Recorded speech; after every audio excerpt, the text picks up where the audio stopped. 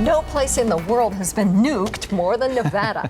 Our state has a long and colorful history with atomic weapons, not only at the test site, but at Nellis Air Force Base as well. A restricted section of Nellis is widely regarded as a major storage site for nuclear warheads, which is one reason why agents of a super secret operation are here so often. The I-Team's George Knapp ran into some of these agents and was then invited to take a peek at their incredible operation. It's been quite an experience. You know, as we revealed last night, it's called the Office of Secure Transportation, or OST. They're a little bit 007, with maybe a dash of Rambo, but the smarts and technology of a Tom Clancy hero. This is the first time OST has allowed a TV news crew to get a glimpse of the vital work they carry out in secrecy and how that work protects all of us. As it turns out, a lot of it's focused right here.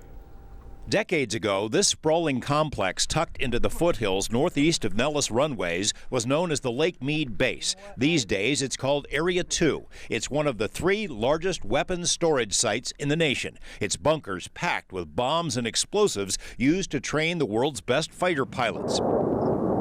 But there's something else here, too. Secured behind the triple-wired fences and serious warning signs in hardened tunnels that cut deep into the earth is one of the largest stockpiles of nuclear weapons in existence. As a matter of policy, the government won't confirm or deny this, but it's believed there are more than 200 and perhaps as many as 1,000 of the most terrible weapons ever built, all within 10 miles of downtown Las Vegas.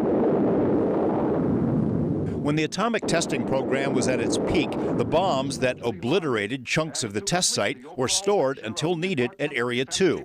More recently, the devices have been reconfigured to be used in non-nuclear testing at Area 52, the Tonopah test range, or are transported to other places where they're dismantled altogether. We've got treaties where we're reducing the number of nuclear weapons that are out there. So the weapons that we have in the inventory, we have to get them to the facility that does the dismantlement. That's Pantex. So we know that we're going to be moving the weapons there.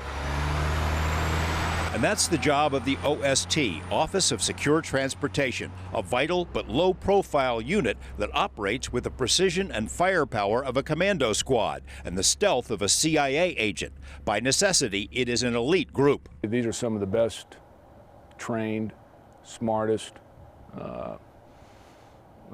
physically fit and capable young men and women the United States has. Colonel Craig Tucker commanded Marine units in Iraq and brings the same intensity to the OST. No matter how you cut it, moving nuclear weapons anywhere carries inherent risk, so his agents anticipate and prepare for the worst. That means constant training, much of it weapons training. Each OST agent is an expert marksman, and each convoy carries an arsenal, though they decline to talk specifics. An assortment of specially modified vehicles accompanies every shipment. Millions of Americans have probably seen them on the road and thought nothing of them, since there are no special signs or placards on the trucks to indicate what's inside. If the I-Team hadn't been looking for vehicles fitting their description, we might not have even given this convoy a second glance. What we didn't know at the time is that the trucks can defend themselves. It's a armored tractor, and then the trailer is a secure trailer that is capable of basically defending itself in case of attack. A truck that can defend itself? The Transformers movie comes to mind. OST's big rigs are not quite that sophisticated, but they undergo radical transformations before they're put into service. For one thing, they have redundant communication systems that will let a central command know every time they move so much as a foot. Off camera, the I-Team was told that in the event that all the agents were somehow taken out, anyone who tried to steal a nuke from an OST truck would be dead, period. The vehicles are prepared appropriately to assist in the defense of the shipment. Earlier this year, OST set up shop at Area 12 of the Nevada test site, taking advantage of the good roads and infrastructure to do some serious real-world training. Characteristically, no announcement was made, but the experience went so well, the office is now considering a permanent presence on the test site. As part of the training, a team of designated bad guys devises ever-changing schemes to use in attacking the convoys. Sophisticated sensors record how many hits each truck takes during exercises. Other than our brief peek into the program, these efforts to protect the world are something the public never sees. Their capabilities and their professionalism and their intellect speaks for itself. There's no need to come out and really advertise it.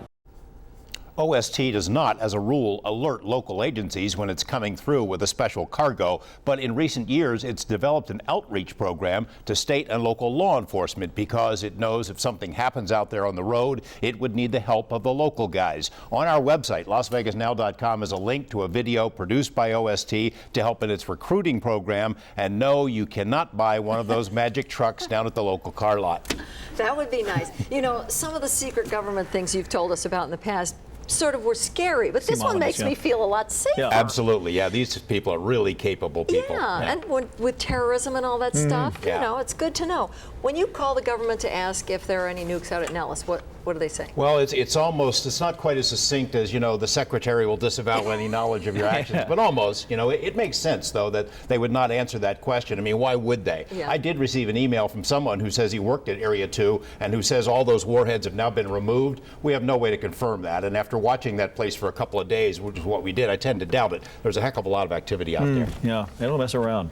All right. Did they tell you how the trucks kill people? They don't. No, I asked him. So what's the method for? No, I can't tell you that. But he said it's very effective. wired. Whatever. I believe them. I do too. All right, thanks, George.